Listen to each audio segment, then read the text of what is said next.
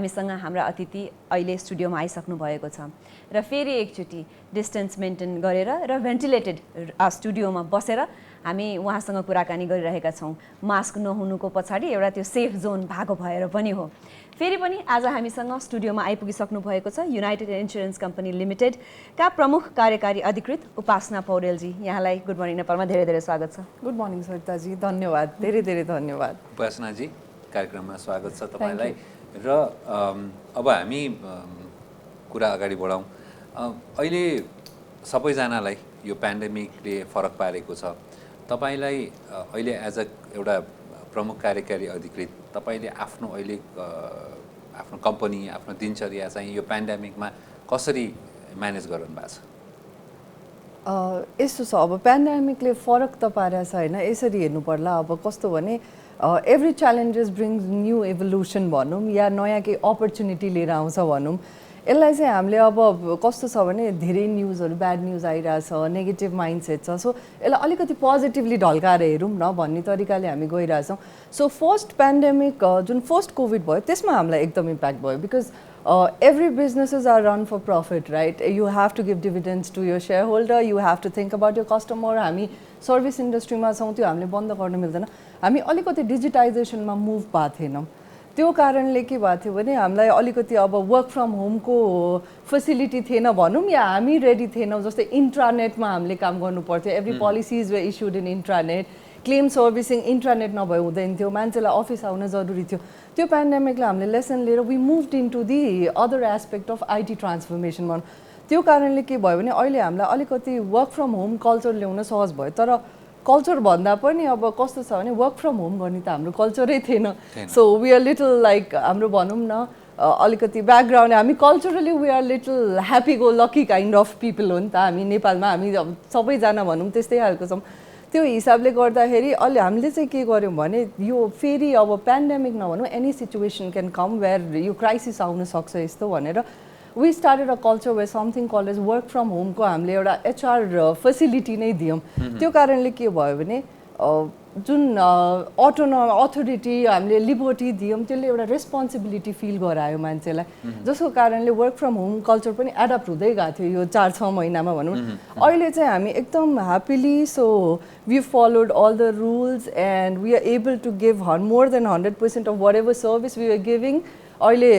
कस्तो छ भने टाइम पनि सेभ भएको छ, घरबाट मान्छेले काम गर्छ, काम गर्ने वातावरण पनि छ र मेन्टालिटी पनि छ। So I think we working more efficiently and more happily यो पेन्डेमिकमा। त्यही त यहाँले भन्नुभयो कस्तो राम्रो कुरा। यो चाहिँ परिस्थितिले सृजना गरेको एउटा अपर्च्युनिटी नै जस्तो भयो। मलाई चाहिँ फेरि सुरुमा गएर सोध्न मन लाग्यो, हाम्रो नेपालको कन्टेक्स्टमा यो बिमा अथवा इन्सुरेन्स भन्ने नै फेयरली न्यू जस्तो लाग्छ होइन। अनि यस्तो बेलामा चाहिँ इन्सुरेन्स गर्नुपर्छ है भनेर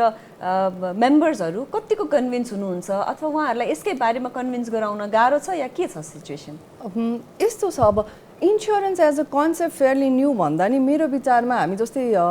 ब्याङ्कको बारेमा धेरै कुरा गर्थ्यौँ, इन्सुरेन्सको बारेमा बल्ल कुरा गर्न थालेछौँ। जस्तै हाम्रै कम्पनी युनाइटेड भन्यो भने हामी 27 वर्ष पुरानो कम्पनी हो। सो इन्सुरेन्स अलरेडी इस्टाब्लिस थियो, यसको कुरा अहिले गर्न थालेछौँ। र पेन्डेमिकले कसरी अब इन्सुरेन्सलाई के इम्प्याक्ट गर्यो भन्दाखेरि इम्प्याक्ट भन्दा पनि पोजिटिभली हेर्दाखेरि चाहिँ अहिले एज अ सेक्टर चाहिँ हामी कस्तो भने इन्सुरेन्सको महत्त्व बुझाएको छ भनौँ यसमा। जस्तै अवेरनेस बढी आइरहेछ। हामी अब जस्तै हामीले नयाँ कन्सेप्ट भन्छ तर कन्सेप्ट पुरानो हो, कुराकानी अहिले भएर यसलाई चाहिँ अलिकति अब भनौँ न पोजिटिभ एस्पेक्टतिर गइरहेछ इन्सुरेन्स। र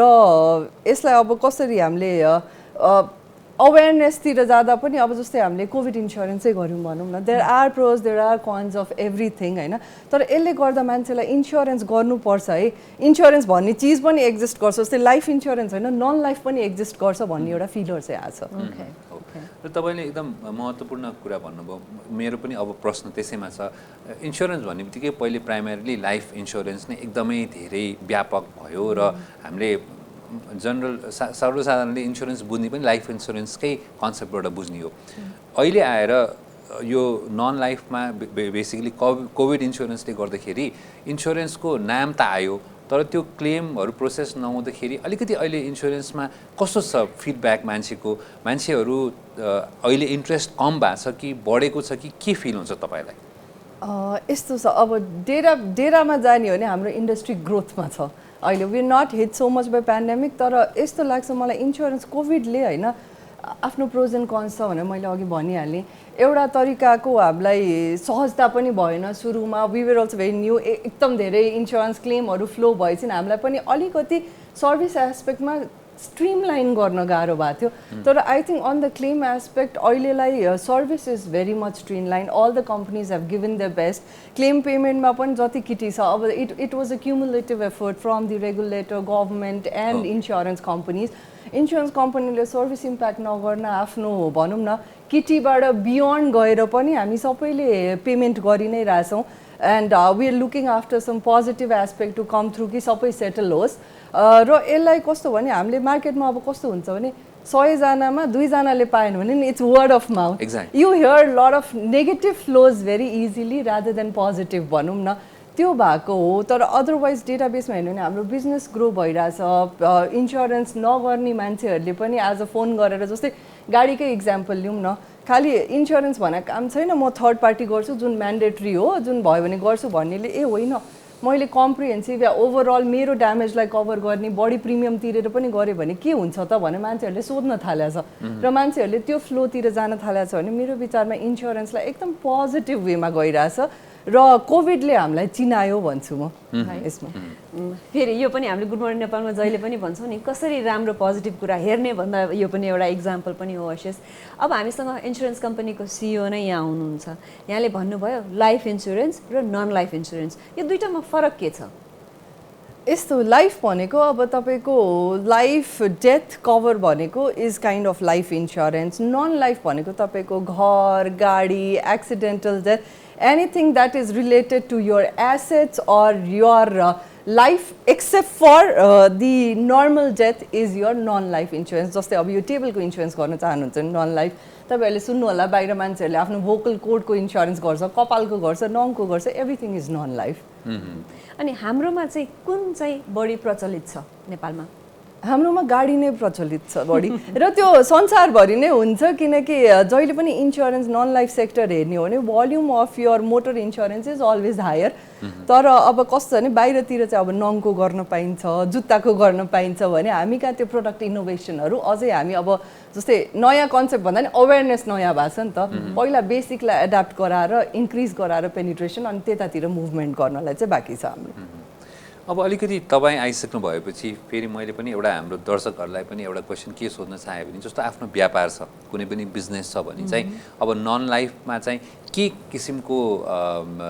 आइडियाजहरू अथवा के किसिमको सुझाव दिन सक्नुहुन्छ तपाईँले इन्सुरेन्स के गर्दा राम्रो हुन्छ कुनै व्यापार बिजनेस छ अथवा पसल छ भने त्यसमा पनि केही गर्न मिल्छ इन्सुरेन्स सबैमा गर्न मिल्छ मैले भनिहालेँ नन लाइफ भनेको अब पसल छ भने सानो व्यापारीले पसलको आफ्नो फायर प्रपर्टी इन्सुरेन्स गरे हुन्छ कसैको घर छ भने हामीले अर्थक्वेक त फेस गरिसकेका छौँ होइन त्यसपछि अलिकति अवेरनेस त त्यता पनि आएको छ कि होम इन्सुरेन्स गरे हुन्छ त्यही पसल भएको बिल्डिङको इन्सुरेन्स गरे हुन्छ पसलको सामान ल्याउने गाडी छ भने गाडीको इन्सुरेन्स गरे हुन्छ so there are many aspects to explore non लाइफमा भनेपछि लाइफभन्दा बियोन्ड गएर जे पनि इन्सुरेन्स गर्नु छ त्यो हाम्रो नन लाइफ क्याटेगोरीमा हामीले गर्न मिल्छ होइन यहाँले भर्खर यो कुरा भन्दै गर्दा फेरि हामीले अर्को पनि के कुरा गऱ्यौँ भने परेर मात्रै गरिन्छ जस्तै सबैभन्दा बढी गर्ने भनेको मोटरको इन्सुरेन्स छ त्यो पनि परेर बेसिक मात्रै गरिन्छ भने अब यति फाइदा हुँदै किन हामीले इन्सुरेन्स गर्दैनौँ त र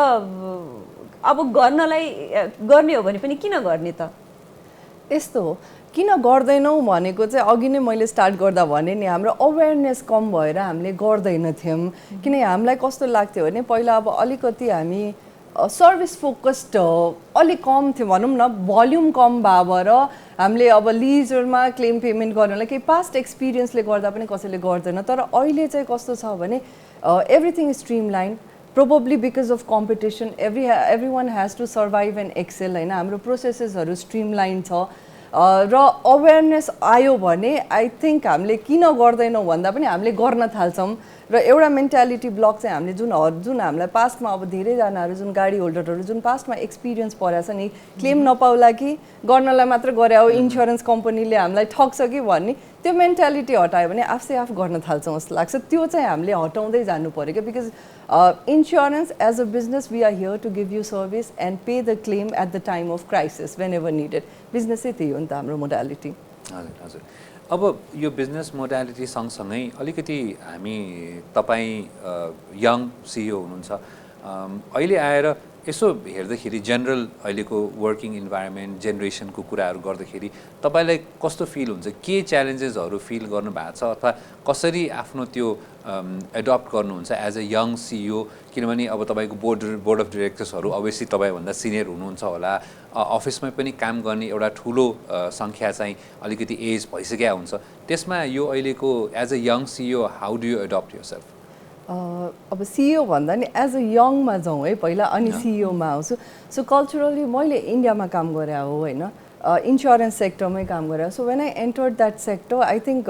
एउटा पोजिटिभ एस्पेक्ट चाहिँ के हो भने जुनसुकै कम्पनीमा जहाँ पनि काम गरेँ I was the youngest member amongst all my team members भनौँ न सबैजना जुन मेरो हायरार्कीमा बसेर या हामी म्यानेजमेन्ट लेभलमा काम गर्थ्यौँ मभन्दा 10 वर्ष 15 वर्ष ठुलो हुनुहुन्थ्यो सुरुमा त्यहाँ चाहिँ अलिकति भनौँ न इन्फेरियर भन्दा पनि अलिकति टेकन अब्याक भएको थियो म कसरी सेटल हुने यहाँ सबैले मलाई अलिकति तल हेर्छ कि भन्ने खालको तर त्यो इन्भाइरोमेन्ट रहेन कि everybody use to look at your mind your thought process and they were open towards my thought त्यसले गर्दा एउटा कन्फिडेन्सको प्लेटफर्म बिल्ड भएको थियो त्यही भएर यहाँ आउँदाखेरि त्यो अब आफूलाई त्यो हुन्छ नि स्टार्ट फेरि यङ भर्सेस ओल्डबाट स्टार्ट गरे जस्तो फिल भएन तर अब कन्ट्रीको कन्टेक्स्टमा हामीले कुरा गर्ने हो भने हो अलिकति च्यालेन्जेसहरू आउँछ जस्तै अब तर बोर्डमा सिमलेस छ किनकि यस्तो एज अ सिइओ भन्दा पनि पहिला मैले डेप्युटी सिइओ भएर काम गरेँ हो proven my performance they have accepted me and they have given me the position of CEO त्यही भएर त्यो इनिसियल डेजमा अलिकति आफूलाई इस्टाब्लिस्ड गर्न अलिकति हिकअप आए पनि I think it is been a smooth ride there but client facing र अलिकति उसमा मैले कुरा गरेँ भने चाहिँ आई थिङ्क यहाँ अलिकति ट्रेडिसनली दे एक्सपेक्ट हुन्छ नि म आउँछु है भन्दा या सिइओ आउनुहुन्छ भन्दाखेरि when I go with my team they expect somebody who's wearing a suit with ढाका टोपी अलिकति हुन्छ नि ओहो म्याम पो हुनुहुँदो रहेछ अनि तपाईँ नै हो सिइओ अलिकति अलि नमिल्या जस्तो हुन्छ but when we start hitting off I think त्यसमा पनि त्यो कन्भर्सेसन पनि स्मुथ भएपछि बिजनेसमा पनि प्रब्लम आउँदैन बट फर्स्ट चाहिँ एउटा त्यो इमेजिनरी सिइओको जुन इमेज छ नि त्यो हटाउन चाहिँ अलिकति गाह्रो हुन्छ अब यसैमा मैले अलिकति फलोअप गरेँ लिडरसिपको कुरा पनि गर्दाखेरि अब चेन्ज ल्याउँदाखेरि पनि यङ भर्सेस ओल्ड अलिकति उमेर भइसकेको मान्छेले चेन्ज ल्याउँदाखेरि र यङ मान्छेले चेन्ज ल्याउँदाखेरि लिडरसिपमा केही फरक छ तपाईँको त्यो फर्मुला के हो बिकज चेन्जेस जहिले पनि गाह्रै हुन्छ तर यङ मान्छेले ल्याएको चेन्ज अझ गाह्रो मानिन्छ नि लिडरसिपमा हो त्यो छ अलिकति होइन तर यसमा कस्तो छ भने मेरो एउटा फन्डा छ क्या एकदम सिम्पल लिडरसिप भनेको it's not about centralising things it's about decentralising so what I do is I give lot of autonomy to my team and I त्यो एउटा ट्रस्ट गर्न सक्नुपर्छ त्यो चाहिँ मलाई मेरो एजले अलिकति सहजता के दिएछ भने I am easy to I am very capable to trust my people जस्तो एउटा ट्रेडिसनल वेमा काम गरेर आयो भने जुन चिज हामीलाई सेन्ट्रलाइज गर्न मन लाग्छ या पहिलाको वर्क कल्चरबाट हामी छोडेर आफ्नो अथोरिटी लिबर्टी दिन चाहँदैनौँ नि त्यो चाहिँ मलाई कस्तो भने I am very autonomous kind of leader त्यो लिबर्टी दिँदाखेरि चाहिँ मलाई सहजता के भयो भने they feel that I trust them and autonomy comes with responsibility so त्यसको कारणले लिडरसिपमा चाहिँ कम्पनीलाई अहिले भनौँ न हामी we going ahead with more than 60% growth त्यो गर्नलाई सहजता चाहिँ कहाँ भयो भने I don't have to dwell in to petty things so my team does lot of the things that is handle and I trust them र त्यो autonomous environment भएपछि मान्छेहरूलाई रमाइलो लाग्ने रहेछ क्या so I get very positive feedback हुन्छ नि पहिला यसरी काम गरेका थिएनौँ अहिले यही गर्दा मलाई यो कम्पनीमा या तपाईँसँग काम गर्दा रमाइलो भइरहेछ भन्ने खालको फिलहरू आएको छ त्यही भएर सुरुमा अलिकति यसले के गर्छ भन्ने खालको भए पनि अहिले चाहिँ it's taken very positively I think यही कुरा गऱ्यौँ तर यसलाई ठ्याक्क बोइल डाउन गरेर पोइन्ट्समा भन्नु पऱ्यो भने अब एउटा हायरार्कीमा एउटा पोजिसन लिएर र यो केसमा एउटा टिमलाई लिड गरेर अगाडि बढ्दाखेरि हुनुपर्ने क्वालिटिजहरू यसरी पोइन्ट्समा टकटक भन्नु पऱ्यो भने के होलान् I think main thing, first thing I believe is you have to make your people learn, let it go. You have to be autonomous. Second is trust them. And third, most important, what I have learned is let them do the mistake unless it's very harmful for the company. Because काम गर्नेले नै बिगार्छ क्या हामीले एउटा काम गरेर उसलाई गाली गर्न थाल्यौँ या जुन हामी गर्छौँ नि युजुअली हाम्रो अब एसियन कल्चरमा भनौँ न we don't look out very positively for the people who do mistakes त्यो गर्दाखेरि के हुन्छ भने उनीहरूलाई जुन त्यो काम गर्ने अटोनोमी लिएर त्यो जुन डिसिजन मेकिङ पावर उनीहरूको बढ्दै गएको हुन्छ नि त्यसलाई हामीले सप्रेस गर्छौँ क्या त्यही भएर I think let them do mistake trust them and be very autonomous यो तिनवटा गऱ्यो भने I'll become flawless and you will learn because आफ्नो काम हामीले तलकोलाई सिकायौँ भने you get a opportunity to learn something more grow and they will grow together with you अच्छा जसमा मैले फलोअप गरेँ है यी त क्वालिटी भए टिम लिडर अथवा somebody who is leading the टिमको भने हाम्रो कर्पोरेट वर्ल्डमा एकदम हरे यो चाहिँ साह्रै नै छैन जहाँ गए पनि यो देखिन्छ यो कुरा चाहिँ चेन्ज गर्नुपर्छ भन्ने जस्तो आफूलाई फिल भएको के छ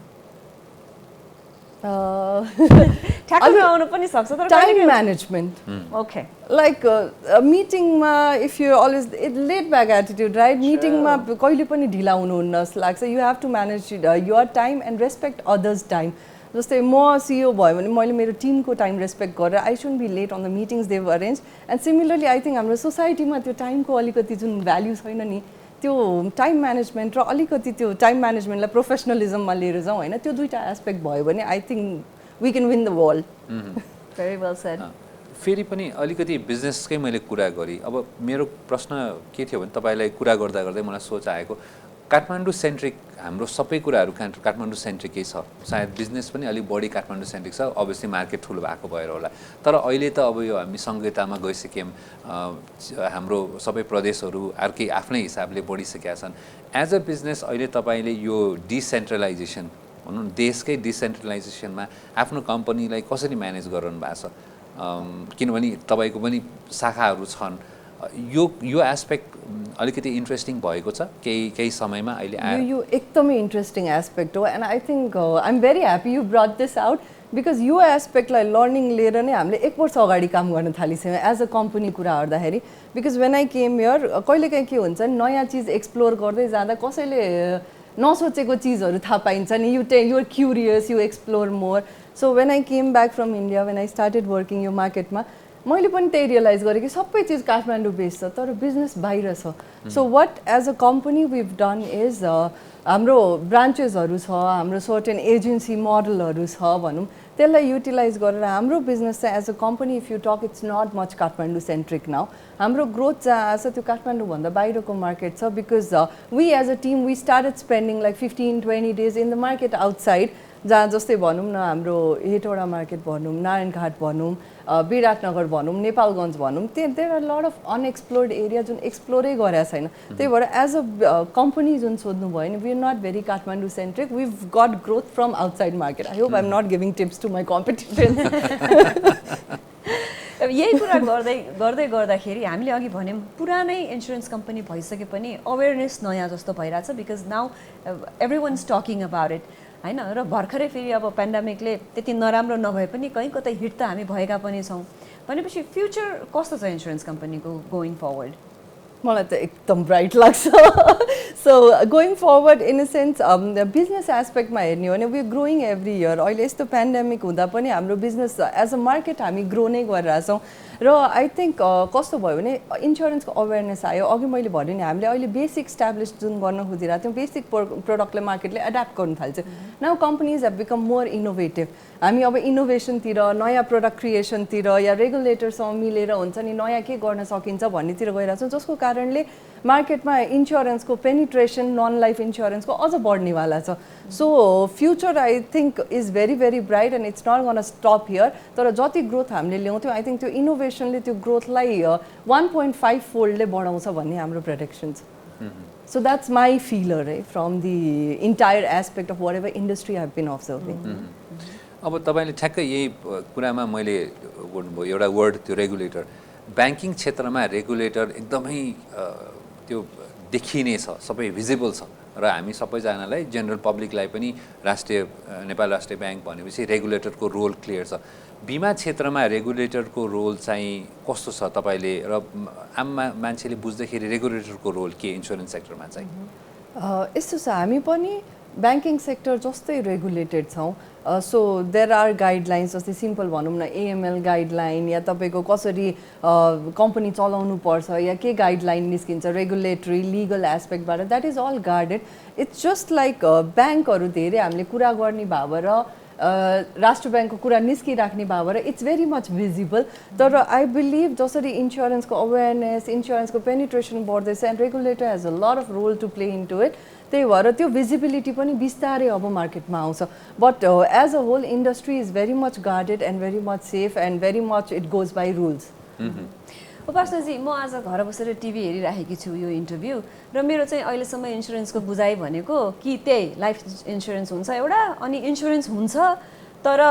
परेको बेलामा आफूलाई चाहियो भने क्लेम गर्दाखेरि धेरै झुलाउँछन् पाइँदैन पैसा फिर्ता खासै इन्सुरेन्स भनेको यस्तै हो भनेर बुझाइ भएको हाम्रो तपाईँको क्लाइन्ट हुनुहुन्छ भने उहाँले गोइङ फरवर्ड यो इन्टरभ्यू हेरेपछि के बुझ्ने अथवा इन्सुरेन्सलाई कसरी लिएर जाने अगाडि यस्तो भन्छु यस्तो क्लाइन्टहरूलाई भेट्दाखेरि म सधैँ एउटा कुरा गर्छु कि ठुलो केही चिज इन्सुरेन्स नगर्नुहोस् धेरै प्रिमियम नहाल्नुहोस् आफ्नो सानो चिजबाट एकचोटि सुरुवात गरेर त हेर्नुहोस् जस्तै मोबाइल सेट होला मोबाइल सेटको इन्सुरेन्स हुन्छ खसाल्नुहुन्छ फुट्छ घर बसेर हेरिराख्नु भएको छ भने आउनुहोस् मोबाइल सेट एउटा इन्सुरेन्स गरेर हेर्नुहोस् कुनै दिन क्लेम परेपछि यति सहजताले हामी पे गर्छौँ एज अ इन्डस्ट्री अहिले कि त्यसपछि तपाईँले घर गाडी सबै चिज गर्न थाल्नुहुन्छ so that's kind of thing that हामी मार्केटमा फिलर पनि दिइरहेछौँ र इन्सुरेन्सले देखाउने भनेको अहिले क्लेम तिरेरै हो कि डराउने होइन क्लेम तिर्न क्लेम भने प्रिमियम पे लिएपछि क्लेम तिर्नुपर्छ राइटफुल्ली राइट क्लेम तिर्नुपर्छ and within the given set of time frame so घर बसेकोहरूलाई म यही भन्छु कि आउनुहोस् मोबाइल सेट इन्सुरेन्स गरेर हेरौँ परेको बेला हामी छौँ त्यसपछि घर गाडी सबै आफ्नो व्यापार सबै इन्सुरेन्स गरौँला सँगै त्यही त यो नयाँ कुरा हामीले पनि अब अलिकति महँगो मोबाइल सेटहरू तपाईँले किन्नु भएको छ भने इन्सुरेन्स गरेर उहाँले भन्नुभयो एकदम सही कुरा हो यो टेस्ट गर्नुपर्ने देखियो र फेरि पनि अब अलिकति इन्डस्ट्रीकै कुरा गर्दाखेरि अहिलेको